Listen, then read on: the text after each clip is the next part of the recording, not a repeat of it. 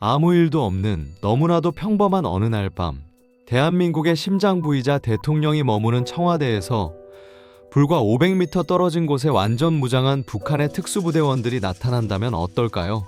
그것도 국군의 군복을 입고 1인당 수백 발의 실탄과 수류탄으로 무장한 채 말입니다. 이는 영화 속 이야기가 아닙니다. 바로 1968년 1월 21일 일요일 밤, 대한민국 서울 한복판 청운동 세검정 일대에서 실제로 벌어졌던 참혹한 역사입니다. 그로부터 며칠 뒤 TV를 지켜보던 온 국민은 경악을 금치 못합니다.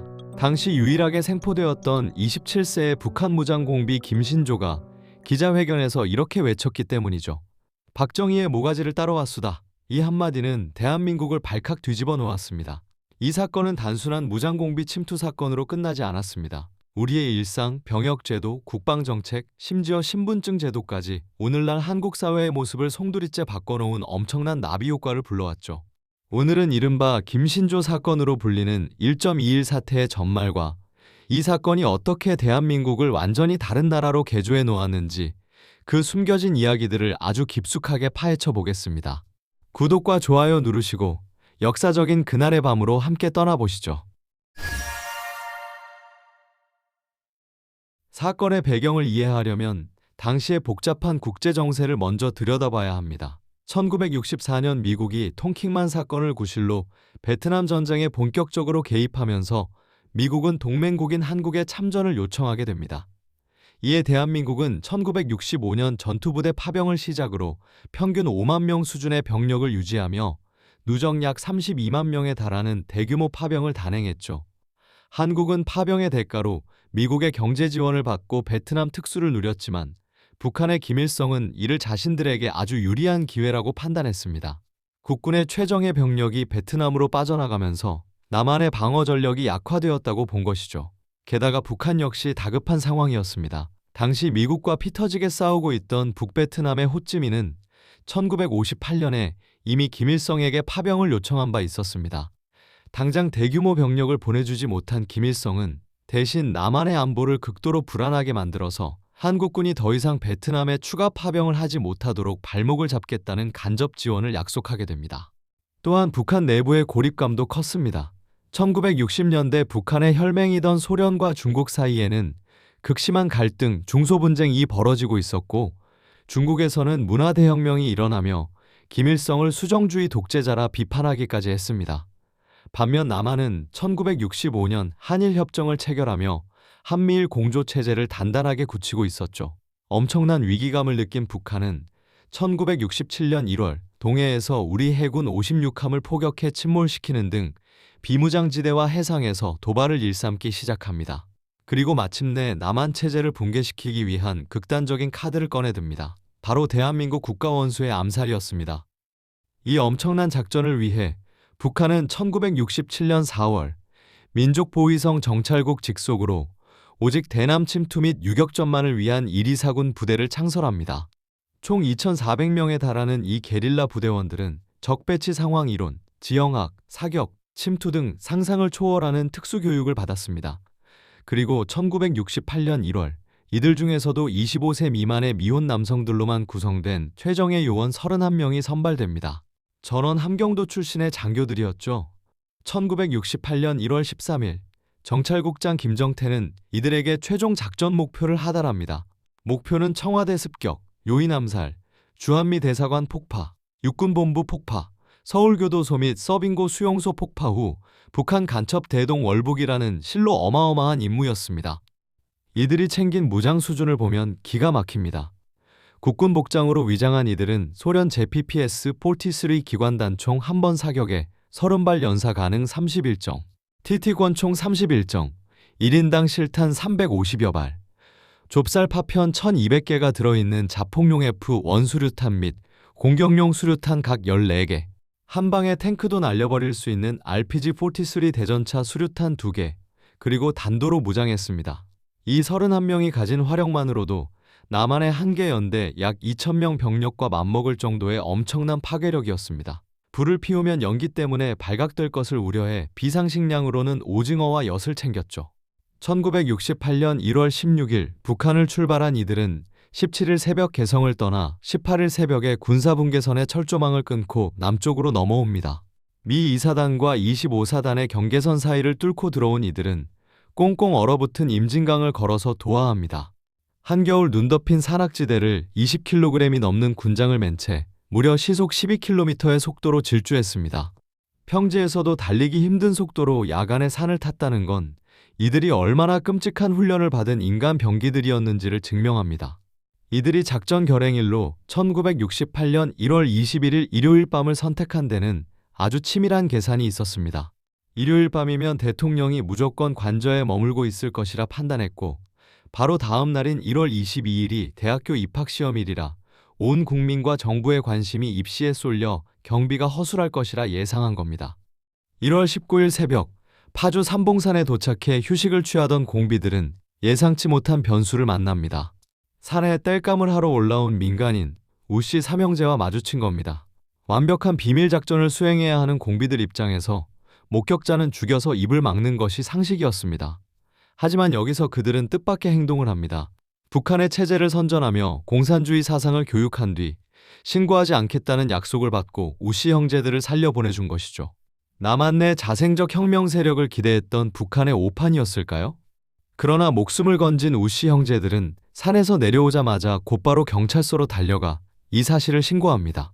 이 신고 덕분에 국군과 경찰에 비상이 걸렸고 대대적인 수색과 경계 강화가 시작될 수 있었습니다. 만약 이 신고가 없었다면 청와대는 무방비 상태로 뚫렸을지도 모릅니다. 우씨 형제의 신고로 군경이 비상망을 쳤지만 공비들의 산악 이동 속도는 군의 예상을 훨씬 뛰어넘었습니다.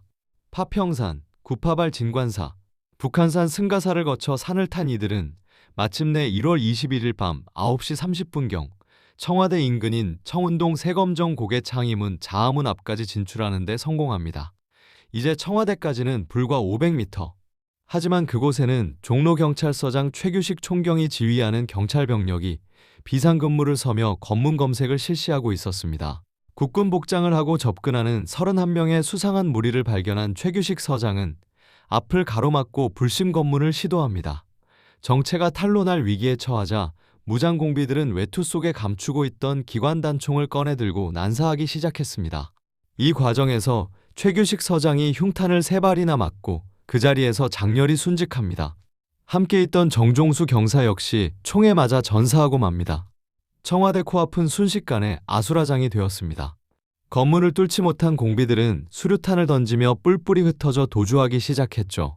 도주하던 공비들은 마침 현장을 지나가던 시내버스를 국군 지원 병력으로 착각해 버스를 향해 기관단총을 무차별 난사하고 수류탄을 던지는 끔찍한 만행을 저지릅니다. 이 비극적인 공격으로 버스 기사를 포함해 무고한 민간인 4명이 사망하게 됩니다.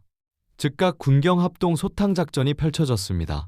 제6군 단장 책임하에 1월 31일까지 경기도 일원에 걸쳐 대대적인 수색전이 진행되었죠. 이 소탕 작전에서 총격전 끝에 무장공비 31명 중 29명이 사살되거나 자폭했고 단 한 명만이 군사분계선을 넘어 북으로 도주했습니다. 이 도주한 한 명은 박재경으로 훗날 북한 인민무력부 부부장에 올라 2000년 남북정상회담 직후 청와대를 방문해 김대중 대통령에게 칠보산 송이버섯을 선물하는 기막힌 역사의 아이러니를 연출하기도 합니다. 그리고 또 한 명, 수색망에 포위되어 바위 틈에 숨어있던 유일한 생존자, 바로 김신조가 국군에 생포되었습니다.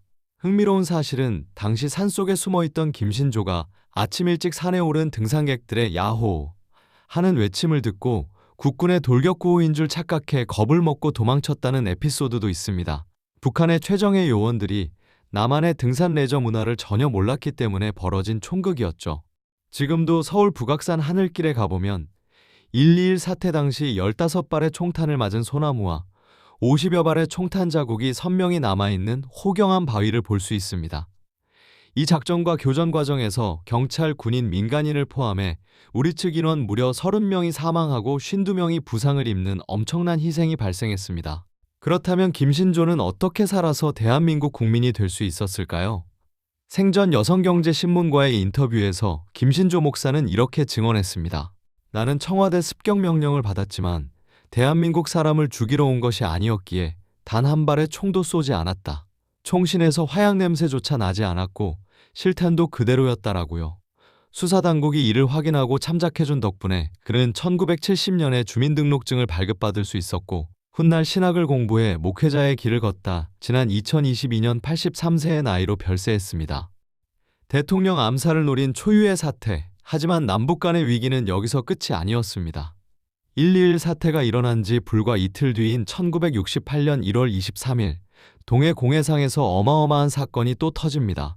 북한이 초계정과 미그기를 동원해 미국의 해군 정보 수집 정찰함인 푸에블로호 USS 피에블로를 강제로 납포해버린 겁니다. 미 해군 역사상 106년 만에 처음으로 함정이 납치되는 굴욕적인 사건이었고 미 해군 승무원 1명 사망, 82명이 북한에 피랍되었습니다. 미국은 발칵 뒤집혔습니다. 핵추진 항공모함 엔터프라이즈호를 동해로 파견하고 350대의 전투기를 한국에 급파하는 등 전쟁 직전의 상황까지 치달았죠. 하지만 베트남 전쟁의 수렁에 빠져 반전 시위가 극에 달해 있던 미국 린든 존슨 행정부로서는 한반도에서 제2의 전선을 여는 것이 너무나도 부담스러웠습니다. 결국 미국은 북한에 대한 군사적 보복 대신 외교적 협상으로 방향을 틀게 됩니다. 미국은 스위스 등을 통하거나 판문점에서 북한과 비밀 단독 협상을 추진하며 미군 포로 석방에만 몰두했습니다. 반면 청와대가 털릴 뻔한 대한민국은 어땠을까요? 박정희 정부는 1.21 사태와 푸에블로호 사건을 동일한 북한의 중대 도발로 묶어 안보리에서 강력히 규탄할 것을 미국에 요구했습니다. 하지만 미국은 국제사회에서 푸에블로호 문제만 부각했고 한국 측 대표의 참여 없이 판문점 비밀회담을 열어 한국을 철저히 소외시켰습니다. 자국의 대통령이 암살당할 뻔했는데 동맹국인 미국이 범인인 북한과 미군 구출만 협상하고 있다? 한국 정부는 극심한 배신감과 이른바 반기의 두려움, Fear of Abandonment, 즉 미국이 우리를 버릴지도 모른다는 공포에 휩싸이게 됩니다. 박정희 대통령은 분노했습니다. 우리 군을 휴전선 북쪽으로 20km 전진시켜 보복하겠다며 단독 군사행동까지 불사할 태세를 보였죠. 1968년 2월 1일 고속도로 기공식 연설에서는 대놓고 미국을 향해 1.21 사태 때 북한이 날 까부시겠다고 내려왔을 때는 너희들 경계령만 내리더니 정작 너희 배가 납포되니까 이렇게 난리냐? 내가 미군 82명만도 못하냐? 라며 공개적으로 불만을 터뜨렸습니다. 나아가 베트남에 파병된 32만 명의 한국군을 철수시키겠다는 강력한 엄포까지 놓았습니다. 한국의 독자적인 보복 공격이 자칫 한반도 전면전으로 번져 베트남전 수행에 차질이 생길 것을 우려한 미국은 다급해졌습니다. 존슨 대통령은 2월 11일 급히 사이러스 벤스 특사를 한국에 파견합니다. 벤스 특사의 임무는 명확했습니다. 미국은 절대로 한국을 포기하지 않는다는 메시지를 전하고 한국의 단독 보복을 막는 것이었죠. 최규하 당시 외무부 장관과 벤스 특사는 철야로 10시간이 넘는 격론을 벌였습니다. 박정희 대통령은 사표까지 품고 협상에 임하며 배수진을 쳤다고 하죠. 그 결과 2월 15일 양국은 공동성명을 발표합니다. 미국은 북한의 침략 시 즉각 행동을 결정할 것을 약속하고 무엇보다 한국 국군의 현대화를 위해 1억 달러의 특별 군사원조를 추가로 제공하기로 합의합니다. 이 일을 계기로 한미 국방장관 회담이 정례화되며 오늘날의 한미안보협의회의 SCM로 발전하게 됩니다.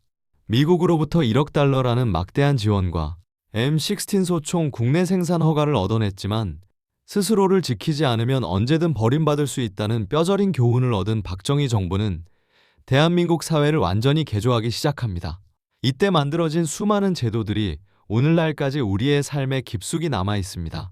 과연 어떤 것들이 생겨났을까요? 첫째, 병역제도의 강화입니다. 1.21 사태 직후 모든 장병의 군복무 기간이 6개월 연장되며 제대가 보류되었습니다. 육군과 해병대는 3년으로, 해군과 공군은 3년 6개월로 복무기간이 늘어났죠. 유격훈련, 천리행군, 5분 대기조 같은 고강도 군사훈련도 이때 도입되었습니다. 둘째, 향토예비군의 창설입니다. 정규군만으로는 후방을 방어할 수 없다고 판단한 정부는 1968년 4월 1일 민간인 250만 명을 잠재적 군사력으로 편입시킨 향토예비군을 창설합니다. 평시에는 생업에 종사하다 유사시 군사력으로 전환되는 총력 방위체제가 구축된 것이죠. 학생들도 예외는 아니었습니다.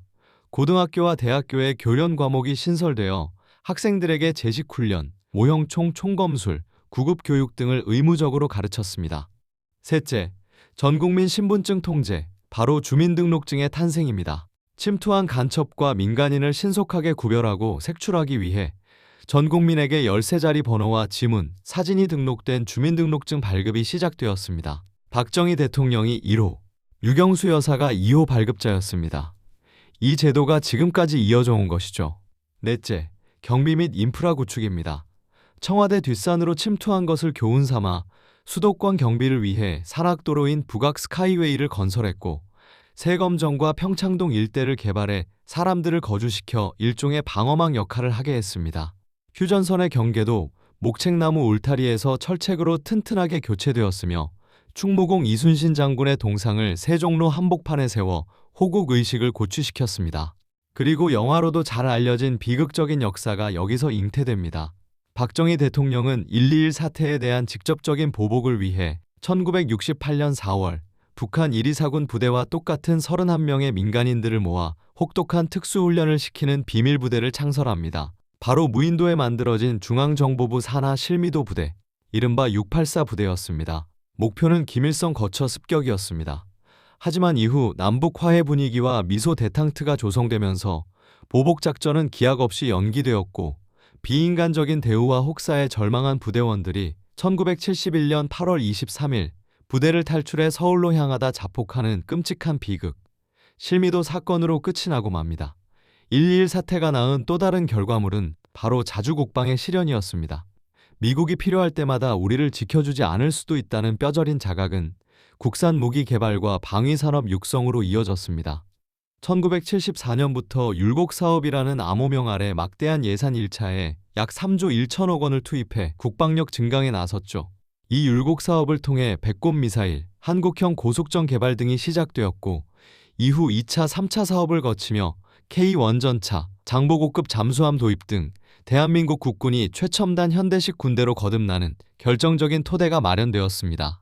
1968년 1월 21일의 그 밤, 31명의 낯선 그림자들이 눈 덮인 산을 넘어 서울 한복판에 나타났던 그 순간은 단지 하룻밤의 해프닝으로 끝나지 않았습니다. 이 사건은 한반도의 냉전적 긴장을 최고조로 끌어올렸고, 남북한 모두 지도자의 권력을 강화하는 방향 유신 체제와 유일 지도 체제로 역사를 비틀었으며, 무엇보다 대한민국이라는 국가 시스템 전체를 안보와 국방을 중심으로 완벽하게 재조립하는 방아쇠가 되었습니다. 국가 방위 태세를 타국에 의존하지 않으며 다른 나라의 도움 없이도 자국을 스스로 지켜낼 수 있는 능력을 키우기 위해 힘을 키우기 시작했습니다.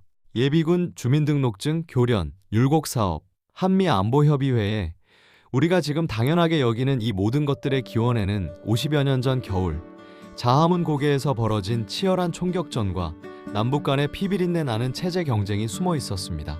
역사는 이렇듯 예상치 못한 하나의 사건이 얼마나 거대한 나비 효과를 일으켜 사회 전체의 DNA를 바꿔놓을 수 있는지를 잘 보여줍니다. 오늘 준비한 이야기는 여기까지입니다.